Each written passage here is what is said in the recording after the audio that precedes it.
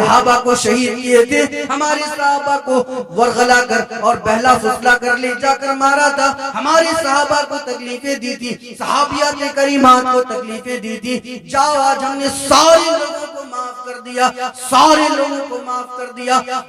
اگر وہاں ہم اور آپ حاکم ہوتے تو پھر قتل و قتال کا معاملہ ہوتا، کوئی اور وہاں پر حاکم ہوتا تو پھر قتل و قتال کا معاملہ ہوتا، لیکن حاکم اور حکومت دیکھنے کی بات ہے کہ جناب محمد رسول اللہ صلی اللہ علیہ وسلم حاکم کیسے، اور جب حاکم ایسا ہو تو ان کے ماننے والے کیسے۔ حضرت عمر رضی اللہ تعالیٰ عنہ بیت المقدس فتح ہو جاتا ہے، حضرت عمر ٹرین کا زمانہ نہیں ہے، کار کا زمانہ نہیں ہے، ایروپلین کا زمانہ نہیں ہے، گھوڑے اور اونٹنیوں پر سواریاں کی جاتی تھی۔ حضرت عمر نے اونٹنی پکڑی اور اونٹنی کو پکڑنے کے بعد اس پر سوار ہو گئے اور بیت المقدس کی طرف روانہ ہو گئے، جانے لگے، راستے میں پڑاؤ ڈال ڈال کر جانے لگے، راستے میں بیچ بیچ میں رکتے تھے، نماز کے وقت نماز پڑھا کرتے تھے۔ جب بیت المقدس کے قریب پہنچے تو وہاں پر عیسائیوں کا علاقہ آ گیا، عیسائیوں نے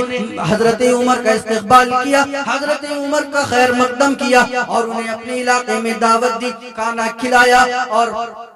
کھجوریں کھلائی، اور کھلانے کے بعد کہا اے امیر المومنین آج نماز کا وقت ہو گیا ہے، نماز پڑھ لیجئے، ہماری گرجا میں کوئی بت نہیں ہے، ہماری گرجا میں کوئی بت نہیں ہے، آپ ہماری گرجا میں نماز پڑھ لیجئے۔ امیر المومنین کہتے ہیں کہ نہیں نہیں ہم باہر نماز پڑھ لیں گے۔ نہیں امیر المومنین ہم آپ کے لیے گرجا کو صاف کروا دیتے ہیں، چٹائیاں بچھوا دیتے ہیں۔ حضرت عمر فاروق رضی اللہ تعالیٰ عنہ کے لیے گرجا گھر کو صاف کیا گیا اور پھر وہاں پر چٹائیاں بچھوائی گئیں اور حضرت عمر وہاں تشریف لے گئے، گرجا کے اندر کھڑے ہو جاتے ہیں، صحابی رسول اقامت دیتے ہیں، حضرت عمر صفیں درست کرنے کے لیے کہہ دیتے ہیں اور ابھی آگے گھوم کر اللہ اکبر کہنے والے تھے، تکبیر تحریمہ کہنے والے تھے، اچانک دل میں کیا خیال آیا پتہ نہیں، کہا صحابہ سے اے میرے دوستوں، اے میرے ساتھیوں، چلو اٹھاؤ چٹائیاں اٹھاؤ، باہر چلو۔ باہر چلنے کے بعد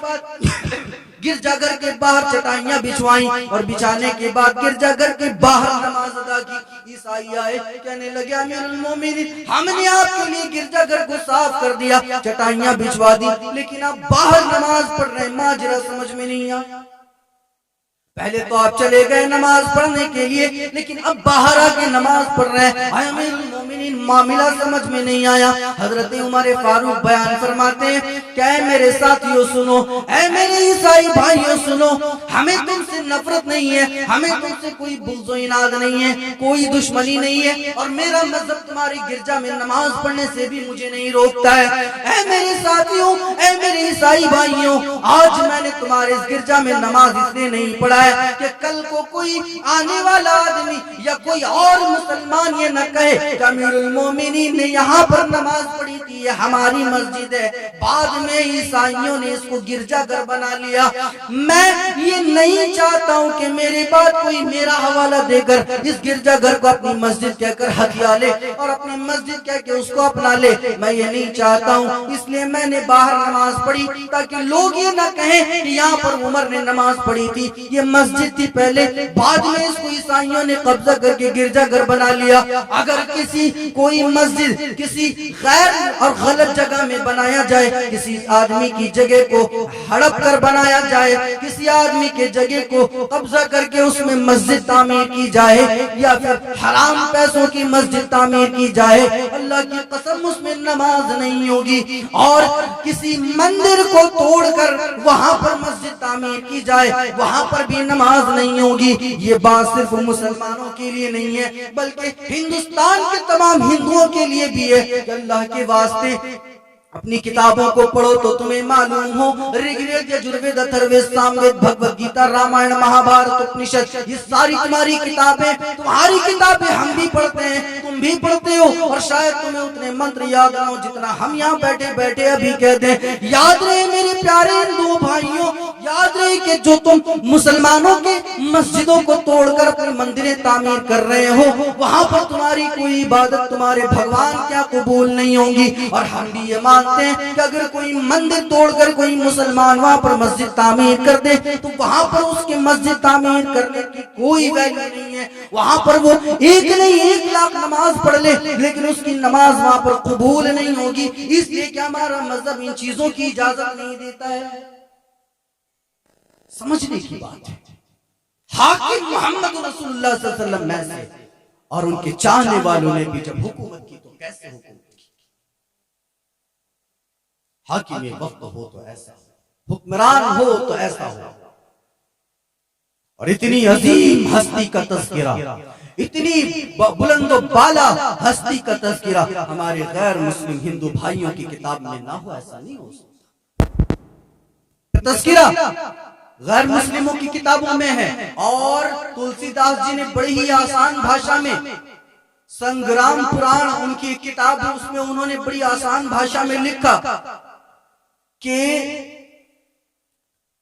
وشنو جی کا ایک بیٹا تھا شنمکھ. وشنو جی نے اپنے بیٹے شنمکھ کو نصیحت کرتے ہوئے کیا کہا تھا, یہاں نہ پکشپات کچھ راکھوں, وید پران سنت مت بھاکوں, وید پران سنت مت بھاکوں, سنوت وکرم دو اننڈا مہا کوکنس چتر پتنڈا. یہ ساری چیزیں تلسی داس جی بتا رہے ہیں اور کہتے ہیں کہ سرنگ چتو سدرس چاری تین کو ونش بھیو اتی بھاری, تب تک سندر مدی کو یا بنا مہامد پار نہ ہویا. تلسی وچن ست سچ ہوئی, اخیر کا جملہ تلسی وچن ست سچ ہوئی. کہہ رہے ہیں تلسی داس جی کہ 7ویں بکرمی صدی میں ایک ویکتی آئے گا جس کا نام محمد ہوگا, اور وہ کیا کرے گا, پریم سے اور بھے سے لوگوں کو اپنا مت سمجھائے گا, اپنا مذہب سمجھائے گا, اپنا دین بتائے گا, پریم سے بھی بتائے گا اور ہے یعنی ڈرا کر بھی بتائے. اس کا یہ مطلب نہیں کہ محمد نے تلوار لے کر اب تلوار کے زور پر اسلام کو پھیلایا, نہیں. اس کا مطلب یہ ہے کہ اسلام کے قوانین بیان کرے گا, اور وہ کچھ قوانین ہلکے پھلکے بھی ہوں گے اور کچھ قوانین بڑے بھاری ہوں گے, اور وہ بڑے بھاری قوانین لوگوں پر بڑی بھاری پڑیں گے. یہ محمد رسول اللہ صلی اللہ علیہ وسلم کے بارے میں تذکرہ موجود ہے. اور کیسے اللہ کے نبی صلی اللہ علیہ وسلم پریم سے کیسے سمجھا رہے ہیں, دیکھیے اللہ کے نبی بیان فرما رہے ہیں, فاطمہ بنت اسود نے چوری کر لی, چوری کرنے کے بعد جب اس کی چوری پکڑی جاتی ہے تو اللہ کے نبی بیان فرماتے ہیں کہ اس کا ایک ہاتھ کاٹ دیا جائے, اس لیے کہ قرآن بیان کرتا ہے السارقۃ السارق والسارقۃ فاقطعوا ایدیہما. چور اگر مرد چوری کر لے یا عورت چوری کر لے تو دونوں میں سے کوئی ایک اگر چوری کر لے, کوئی بھی ہو چوری کرنے والا, اس کا ایک ہاتھ کاٹ دیا جائے. یہ قرآن کا قانون ہے اور قرآن کا دستور ہے. قرآن کہتا ہے کہ اگر کوئی چوری کر لے اور چوری صادر ہو جائے تو اس کا ایک ہاتھ کاٹ دیا جائے. فاطمہ بنت اسود نے چوری کی اور چوری کرنے کے بعد اس کی چوری صادر ہو گئی. اللہ کے نبی کہتے ہیں کہ جاؤ فاطمہ بنت اسود کا ہاتھ کاٹ دو. ایک صحابی رسول اللہ کے نبی کی خدمت میں آئے, اللہ کے نبی بڑے گھرانے کی لڑکی ہے, بڑے خاندان کی لڑکی ہے, معاف کر دیجئے, چھوڑ دیجئے, آئندہ ایسی غلطی نہیں ہوگی. اللہ کے نبی کہتے ہیں کہ تم سے پہلے لوگ اسی لیے ہلاک ہو گئے کہ جب ان کے بڑے کوئی کام کرتے تھے, کوئی غلط کام کرتے تھے تو ان پر قانون لاگو نہیں کیا جاتا تھا, اور جب کوئی چھوٹا غریب آدمی کوئی کام کر دیتا تھا غلط تو اس پر قانون کو نافذ کیا جاتا تھا اور اس پر حد نافذ کیا جاتا تھا. جاؤ فاطمہ بنت اسود کے ہاتھ کاٹ دو. یاد رہے کہ اگر فاطمہ بنت اسود کی جگہ, تاریخی الفاظ سنیے گا میرے مسلمان بھائیوں, اللہ کے نبی کہتے ہیں کہ اگر فاطمہ بنت اسود کی جگہ, اسود کی بیٹی فاطمہ کی جگہ اگر فاطمہ بنت محمد یعنی محمد کی بیٹی فاطمہ ہوتی تو اللہ کی قسم میں میری بیٹی کے بھی ہاتھ کاٹ دیتا. یہ تاریخی جملے اللہ کے نبی صلی اللہ علیہ وسلم بیان فرما رہے ہیں کہ وہ تو فاطمہ بنت اسود ہے, اس نے چوری کی, چوری پکڑا گیا, اس کے ہاتھ کاٹے جائیں. اگر اس کی جگہ میری لخت جگر, میری جگر کی ٹکڑی, میری فاطمہ جو جنت کی سردار ہے, اگر وہ ہوتی تو میں اس کے بھی ہاتھ کاٹ دیتا. یہ معاملہ سختی دیکھ رہے ہیں. اور نرمی دیکھیے، حبار بن اسود نے حضرت زینب کو قتل کر ڈالا، اور حبار بن اسود اللہ کے نبی کی خدمت میں آتا ہے، کہتا ہے اللہ کے نبی مجھ سے غلطی ہوئی. کہا کون سی غلطی ہوئی تم سے؟ اللہ کے نبی سے وہ بیان کرتا ہے کہ اللہ کے نبی، وہ جو آپ کی بیٹی حضرت زینب کا دردناک حال میں موت ہوا وہ میری وجہ سے ہوا، میں نے ان کا خاتمہ کیا، میں نے ان کو قتل کیا تھا. اللہ کے نبی کی آنکھوں میں آنسو آ جاتے، کہتے ہیں حبار تم چلے جاؤ یہاں سے، ٹھیک ہے میں نے تمہیں معاف کیا